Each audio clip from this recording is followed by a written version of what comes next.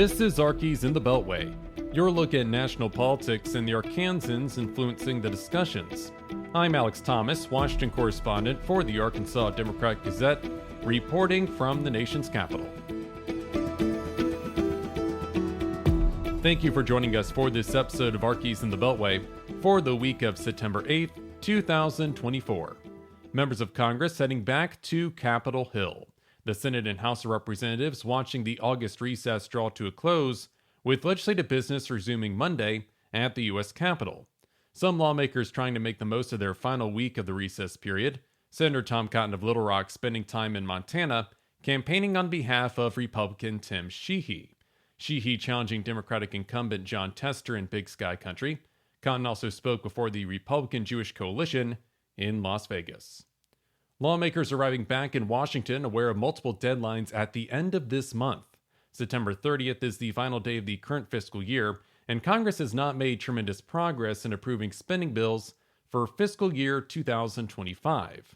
Senate appropriators have passed 11 of the 12 measures, yet the full chamber has not considered a single bill. As for the House, that chamber has made some progress, passing 5 bills as a full body, but given Republicans' slim control of that chamber, it has been a challenge to complete this work. Senator John Boozman and Representative Steve Womack, both of Rogers, are appropriators in their respective chambers.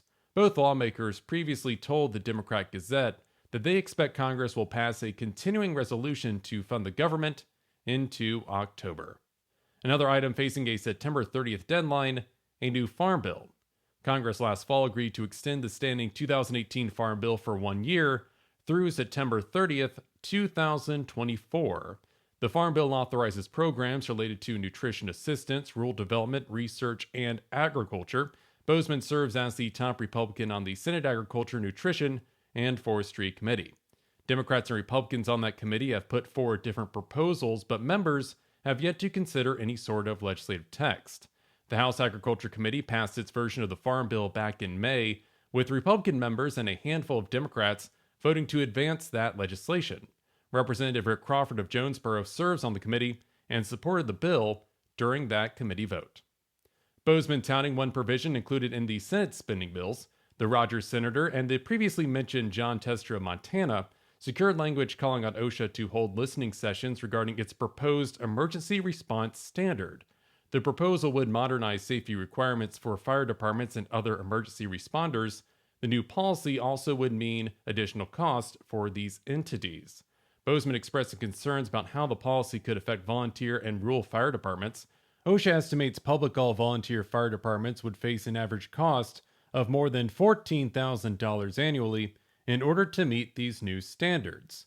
Boozman speaking to the Democrat-Gazette back on August 1st. If you have a $15,000 or $20,000 increase and your budget's only $75,000, that's real money. Ryan Woodward with the National Volunteer Fire Council contends OSHA's proposal does not take into account the finite resources among volunteer fire departments. They did do some things that, are scalable. However, vast majority of this rule is geared towards mid-sized to large departments that's affiliated with the municipality, that has administrative staff at their disposal to assist with some of these administrative burdens here. Woodward adds volunteer fire services do not consider the proposed rule to be bad. Rather, he says, they want OSHA to put forward a more feasible mandate. We serve different constituencies than career fire departments. We face the same amount of risk.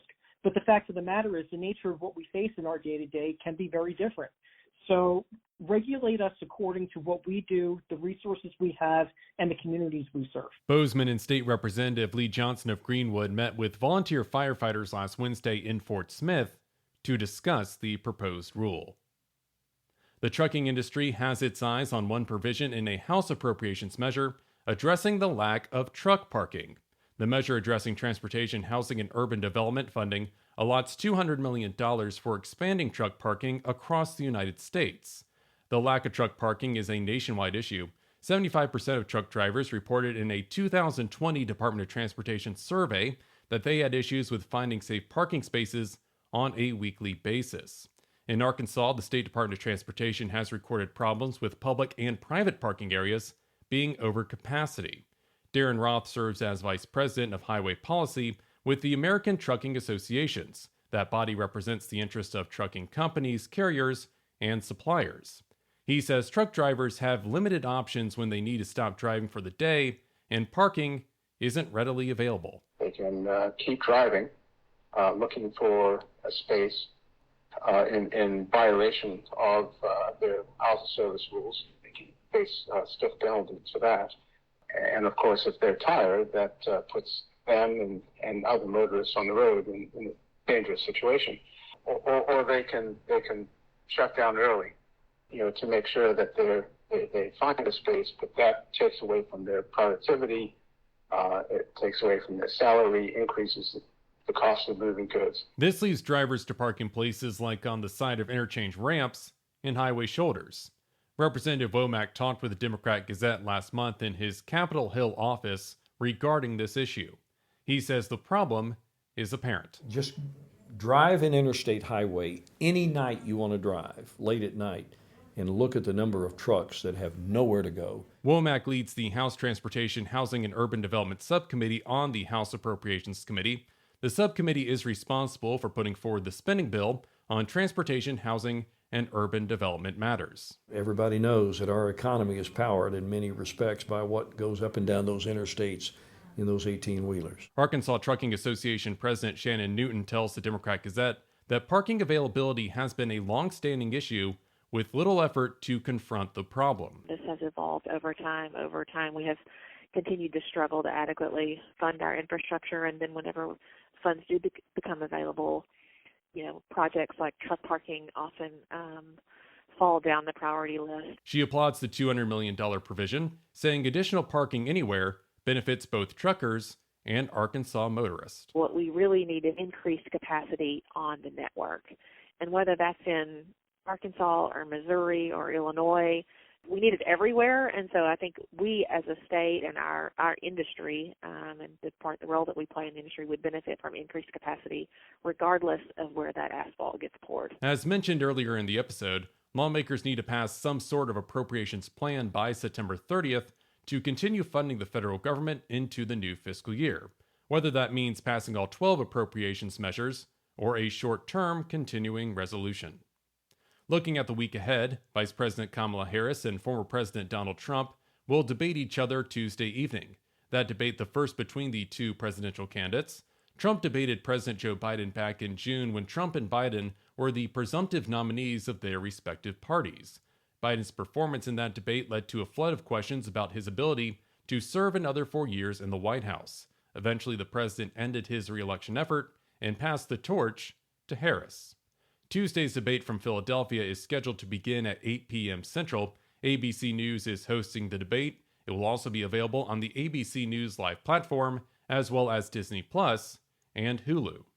And that'll do it for this edition of Arkies in the Beltway for the week of September 8th, 2024.